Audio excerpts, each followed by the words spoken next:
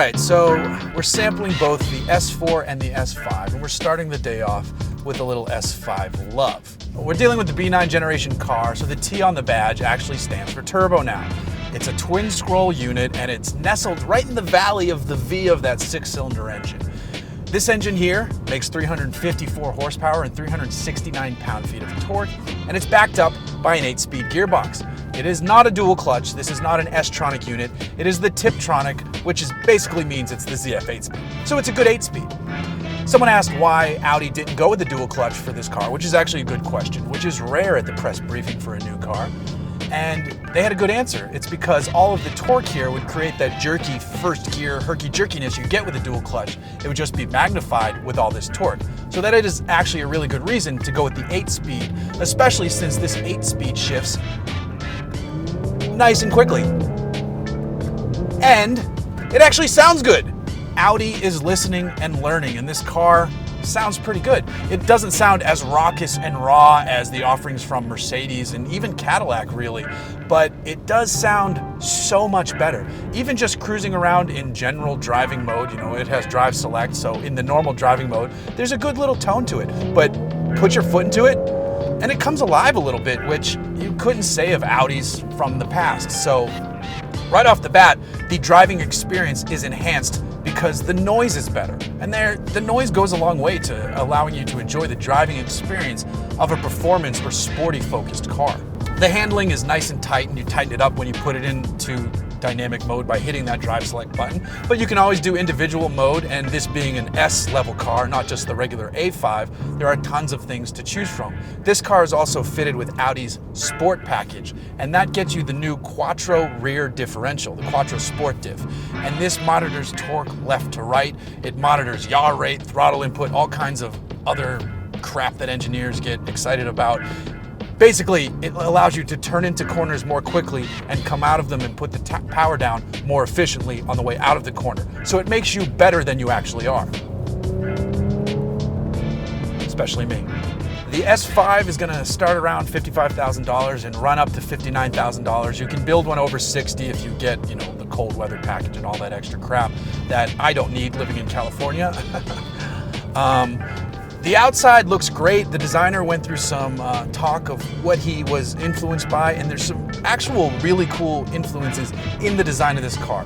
The character line, which is basically the shoulder from fender to fender, it runs the whole length of the car and it's visible, and it actually includes the shut line of the hood, which is a neat trick there in the design element. But they put up a classic 1930s Audi race car, and you could actually see where they drew some inspiration from that car. Normally when designers start spouting off about inspiration, they use inane terms that just, it means stuff to them. And I say this as a person, I enjoy art, I get art, I understand it. But sometimes these designers go off and, we are inspired by kitty cats, so the interior fur, you get it, the whiskers? Dude, no, I don't see that.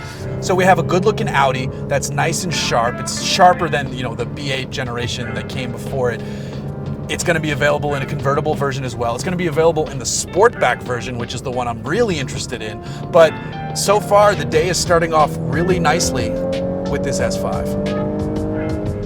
So we've switched from the S5, and now we get to experience the more mature car, the S4. And I only say that because you can fit more people, so it's more responsible of you to have a sedan. A sports sedan, but it's still a sedan. We're dealing with the same engine, 3-liter turbocharged, twin scroll turbo, 359 horsepower, 354 horsepower, 369 pound-feet of torque, and that same ZF 8-speed gearbox with paddles. This car feels like the S5. Your forward view, which I'm stealing a quote here from my friend Brian Campbell, your forward view is the same in both cars. It's what's going on behind you that is a little bit different. Now personally, I kind of prefer the sedan because when I party in a car, I like to bring people with me. Not everybody would feel that way, and you can take the coupe and you can have your fun, but I can throw a baby seat back there. Now, of course, because I'm a cliche enthusiast / automotive journalist, I would love the wagon. But we're not getting the wagon. We are going to get the S5 Sportback, which is pretty cool, but it's not a wagon. But this car is a car that I have kind of been harsh on lately. The B8 Audi S4, I didn't love it. I feel like the rest of the competition has evolved to be these more engaging, exciting cars, whereas the S4 just kind of fell stagnant from the heights of its V8 awesomeness. We're getting back there though. This one is pretty damn good, especially when fitted with the sport package, so you get the rear sport differential.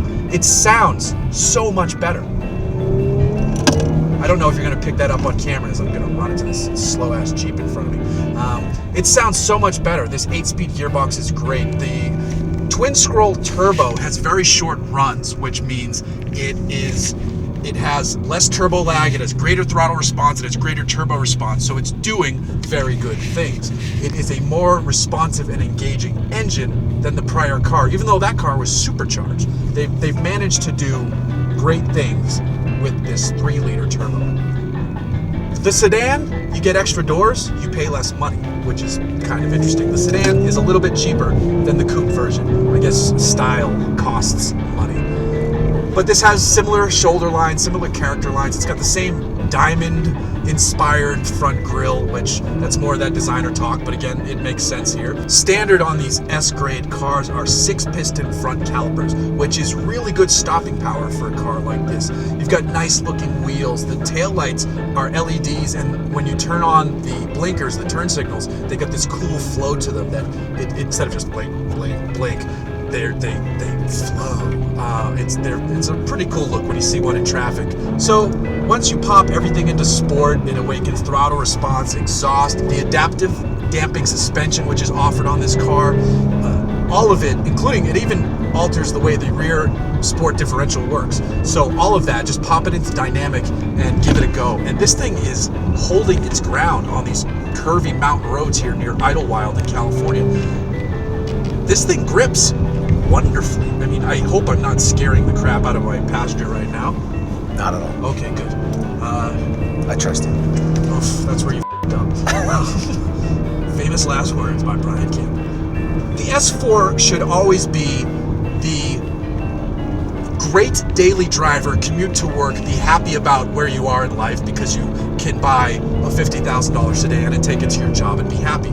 But on the way home or on the weekends, if you want to cut up that canyon road, you could always do it, but now you can do it and actually really kind of destroy the road. This thing feels so much better than the older S4. So B9 is the good one.